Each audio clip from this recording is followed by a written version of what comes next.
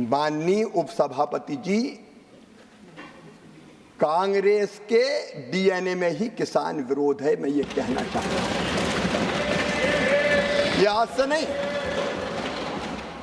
नहीं, प्रारंभ से ही कांग्रेस की प्राथमिकताएं गलत रही है।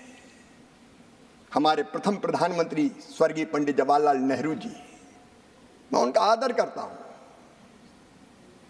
लेकिन भारतीय परंपरा खेती के बारे में उसका निर्वाह नहीं किया। रूस गए, वहां से एक मॉडल देख के आए और कहा कि रूस का मॉडल लागू करो। भारत रत्न चौधरी चरण सिंह जी ने कहा यह नहीं हो सकता, भारत की कृषि की परिस्थितियां बिल्कुल अलग है। प्राथमिकताएं गलत थी उपसभापति जी। 17 वर्ष तक उन्होंने प्रधानमंत्री जी के पद को सुशोभित किया, लेकिन तब क्या होता था?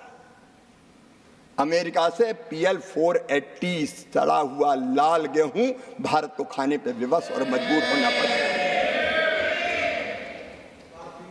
माननीय उपसभापति जी, स्वर्गीय इंदिरा जी के समय, मुझे अच्छी तरह याद है, हम छोटे थे,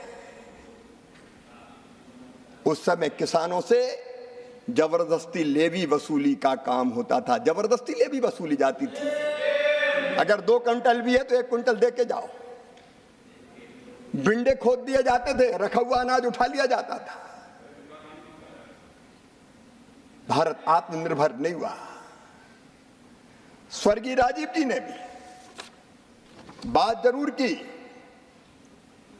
उन्होंने बात अवश्य की एग्रीकल्चर प्राइस पॉलिसी की, लेकिन किसानों की आय बढ़ाने के लिए कोई सार्थक कदम नहीं उठाए।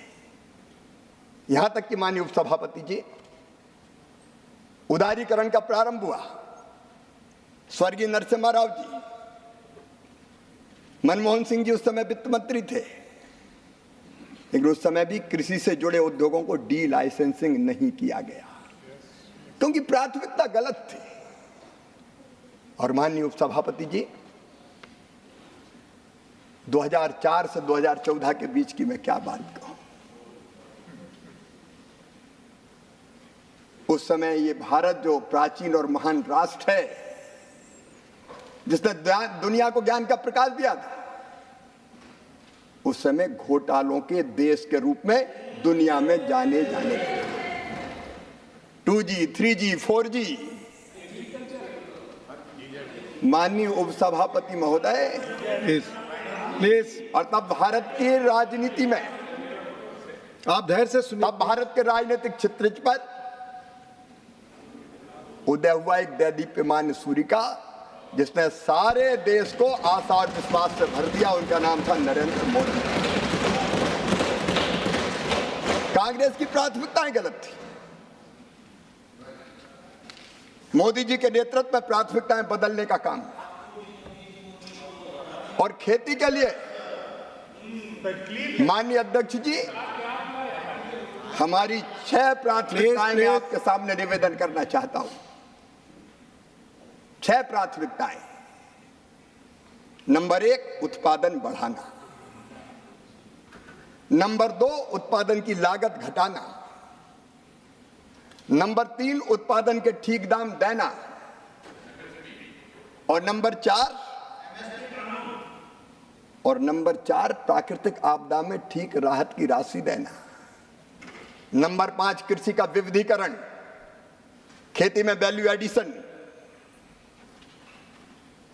और माननीय अध्यक्ष उपसभापति जी, आने वाली पीढ़ियों के लिए भी धरती सुरक्षित रहे, इसलिए प्राकृतिक खेती को बढ़ावा देने का प्रयास। सुविचारित ढंग से यह भारतीय जनता पार्टी की सरकार, एनडीए की सरकार, खेती का रोड मैप बना के काम कर रही है। कल कह रहे थे हमारे मित्र, बजट का जिक्र कर रहे थे, बजट कम कर दिया गया। मैं माननीय उपसभापति महोदय ये बताना चाहता हूं,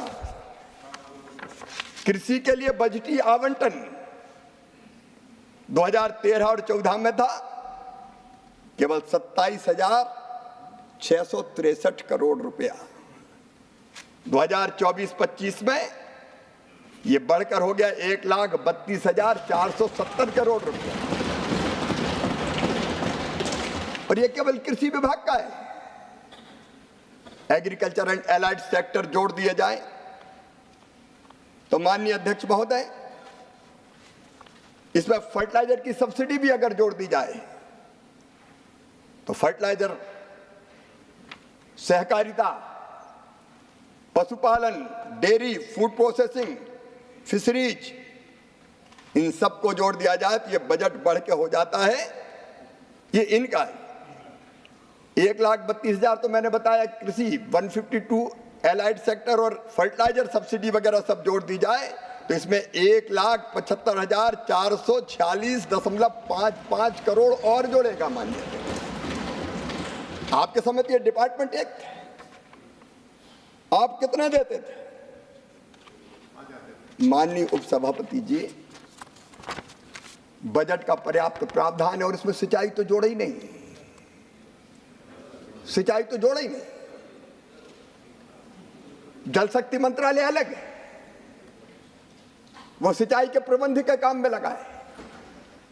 उत्पादन अगर हमको बढ़ाना है तो माननीय उपसभापति जी, पहली प्राथमिकता होगी किसानों के सूखे खेतों में पानी पहुंचाने की।